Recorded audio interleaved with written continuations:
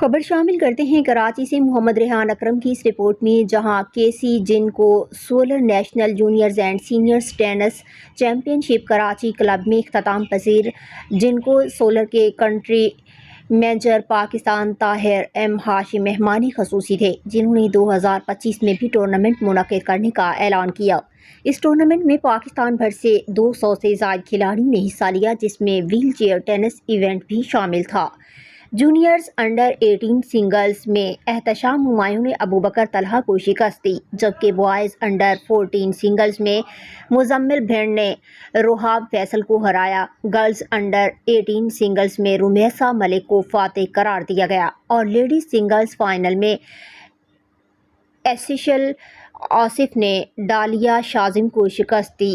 45+ doubles final میں طلحہ وحید اور تنویر ملک نے کامیابی حاصل کی، جبکہ انڈر 8 سنگلز میں علی ضامن فاتح رہے۔ ٹورنامنٹ میں شریک کھلاڑیوں اور اسپانسرز کا شکریہ ادا کیا گیا اور اس کامیاب ایونٹ کے بعد آئندہ سال بھی اسی نوعیت کے ٹورنامنٹ کا انعقاد کیا جائے گا۔